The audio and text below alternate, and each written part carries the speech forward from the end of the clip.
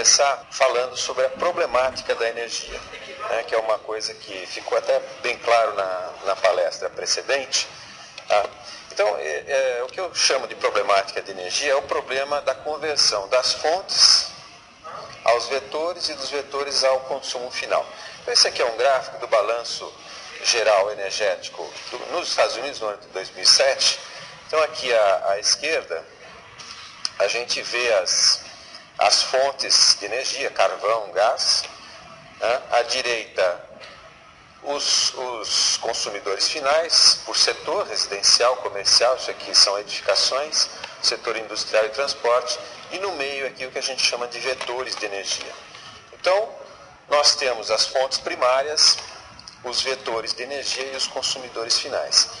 E a diferença, por exemplo, entre o que é uma fonte e o que é um vetor, né? Normalmente a fonte de energia ela não é aproveitável como tal, quer dizer, não dá para fazer um carro movido a petróleo, tá?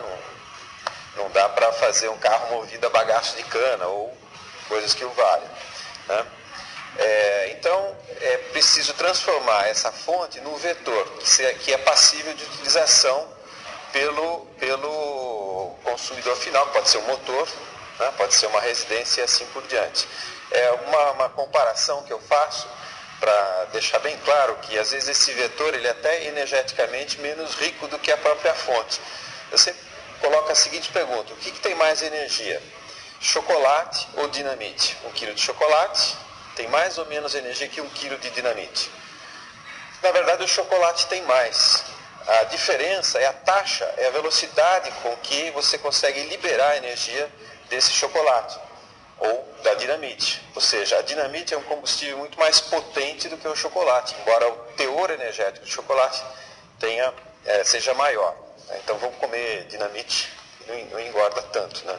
Mas então, transformar, digamos, o chocolate em dinamite é transformar a fonte primária chocolate no vetor dinamite. Ou transformar sacarose, né, caldo de cana, em etanol é transformar a fonte primária sacarose no vetor etanol que vai ser consumido no motor de energia. Então, os processos de conversão são fundamentais nesse cenário, né? Nesse fluxo de energia das fontes para os vetores e dos vetores para o consumo. E eu quero, então, essa transparência resume mais ou menos tudo que eu quero falar hoje aqui. Ok? Só para mostrar, né, o que seria uma conversão de energia. Então, uma folha, a reação de fotossíntese faz isso, feita por uma folha. E se nós queremos engenheirar, desenvolver aplicações, a gente precisa entender dessas coisas. Da mesma maneira, um fungo, né, a Saccharomyces cerevisiae, faz a conversão da glicose em etanol. Então, ela é vista como um conversor de energia. São só alguns exemplos de um motor de combustão converte o etanol, vetor de energia, no trabalho mecânico, na potência mecânica para a movimentação do veículo. Então, também é um processo de conversão. Em primeiro lugar, a relação entre energia e qualidade de vida. Esse gráfico aqui é um gráfico muito interessante. Ele mostra o IDH de todos os países em função do consumo de energia per capita. Vocês reparam aqui que é até 3, eu coloquei em watts per capita, quilowatts per capita, porque é mais fácil para a gente ter noção das coisas em watts, porque a gente conhece um secador de cabelo, conhece uma lâmpada, né? Então a gente tem uma noção relativa da grandeza relativa. Então até 3 quilowatts por cabeça per capita, há uma forte correlação entre o IDH, né, e esse consumo per capita. Por quê? Mostrando que até 3 kW per capita há um aumento bastante forte, bastante acentuado da qualidade de vida.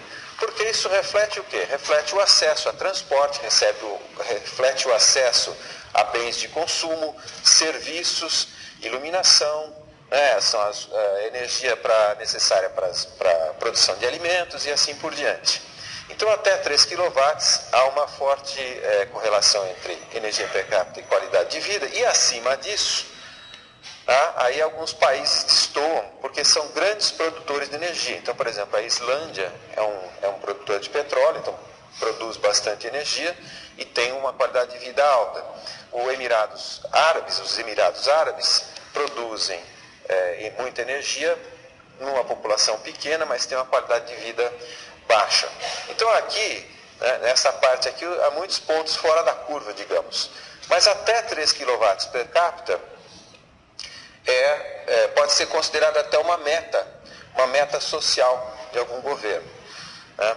Só para vocês terem uma ideia, então, do tamanho, do quanto isso é grande, em termos da matriz energética, 3 kW per capita significa, por exemplo, um pouco mais que um secador de cabelo, daqueles que irritam a gente, né? Quando lá no terceiro quarto da casa está secando o cabelo, você está ouvindo.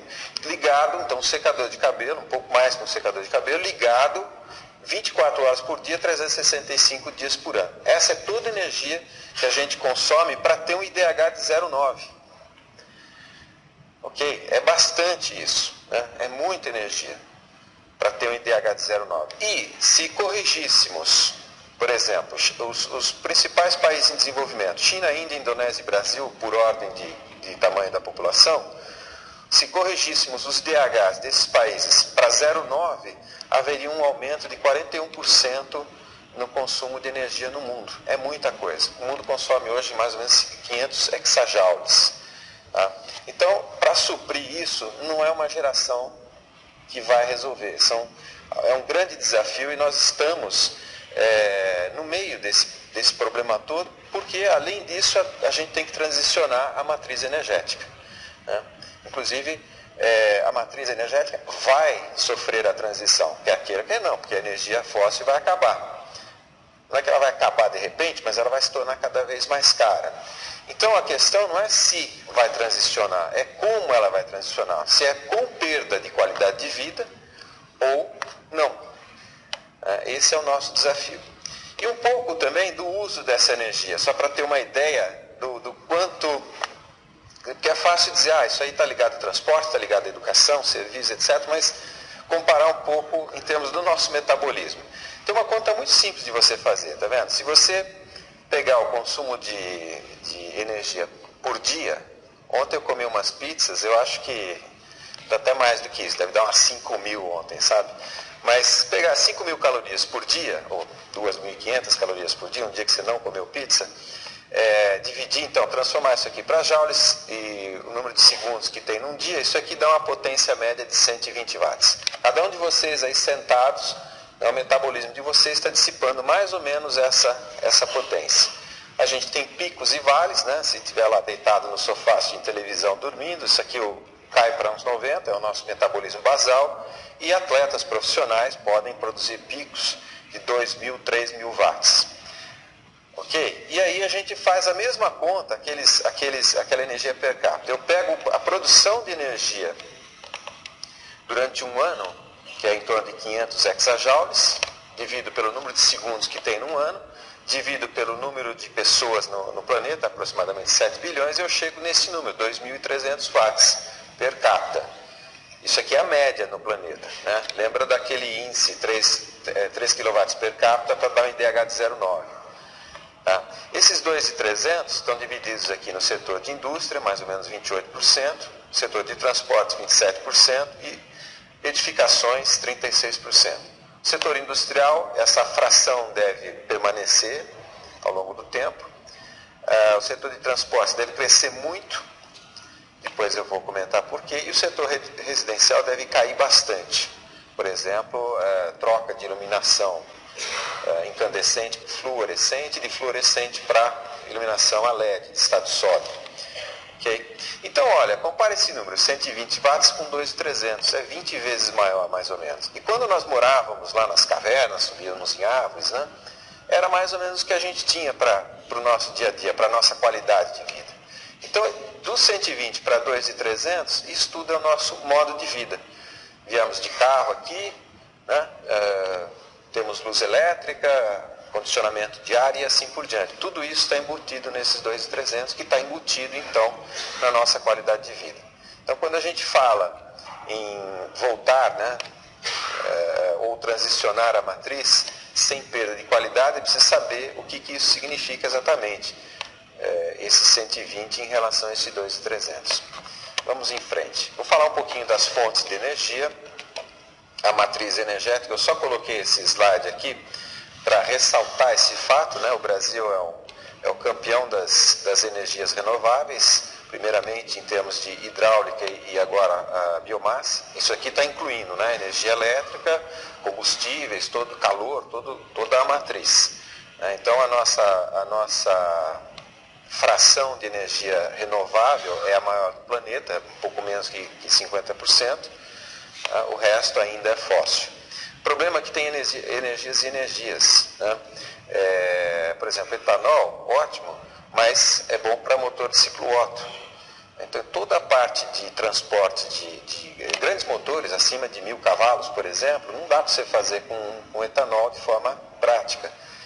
E a gente ainda não tem um bom substituto para o diesel de petróleo. O biodiesel ainda não consegue obter escala. Depois eu vou mostrar por quê. Umas fotos aqui para mostrar um canavial. Eu gosto de uma plantação de eucalipto. Eu pus essa foto o pessoal chama isso de florestas energéticas. É isso que eu queria destacar. Eu não gosto muito desse termo porque na verdade é uma plantação de eucalipto mesmo. Cada 7 anos você vai lá e colhe esse eucalipto. Inclusive, por tonelada, se você comparar 7 safras, a safra de eucalipto são 7 anos mais ou menos. Se você comparar 7 safras de cana-de-açúcar com uma safra então de eucalipto, e fizer a conta em joules, o eucalipto é mais produtivo que a cana-de-açúcar. Na verdade, depois eu vou mostrar que a cana tem também alguns problemas. Uma usina de cana, né, uma usina sucroalcooleira, é uma máquina de conversão, né, de energia. Qual seria a fonte? A biomassa. E o vetor produzido aqui, ou os vetores, você está produzindo etanol e eletricidade. Depois eu vou voltar especificamente nesse ponto. Tá? Aqui a caldeira. Né? Aqui um slide só para mostrar o problema do biodiesel, que é o problema da escala. Hoje a gente produz biodiesel a partir de soja. E eu coloquei aqui uma lista da produtividade por hectare de diferentes espécies. A espécie de longe mais produtiva são microalgas. Microalga é uma alga unicelular. Tem algas aí que 80% do peso dela é óleo, lipídio. Né? Só que o problema da alga é que ela tem, na verdade, o cultivo dela requer muita água. Então, se você for separar essa alga depois da quantidade de água, alguma coisa como 3 gramas de alga por litro de água. Então, o custo energético para fazer essa separação ainda não é compensador em termos econômicos.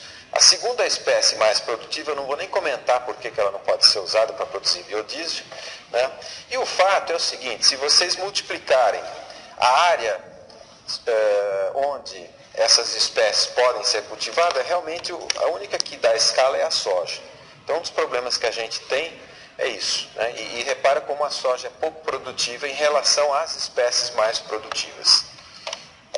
Outras fontes, a geração eólica, cujo problema principal, na verdade, é a intermitência, né, dessa energia. Mesma coisa, a conversão fotovoltaica e termosolar, problema também de intermitência de energia. As usinas nucleares, eu considero que realmente o futuro, digamos em 50 anos ou 100 anos, é a energia nuclear, mas não de fissão nuclear, de fusão nuclear. Tudo isso que a gente está falando de hoje, etanol, solar, fotovoltaica, são consideradas energias ponte para uma transição que virá no futuro, supostamente, na área nuclear, né? Mas não usinas a fissão nuclear como é hoje, usinas a fusão nuclear, que a quantidade de energia produzida por fusão é fenomenal, relativamente às outras fontes, né? Pequenas hidrelétricas, eu vou passar rápido.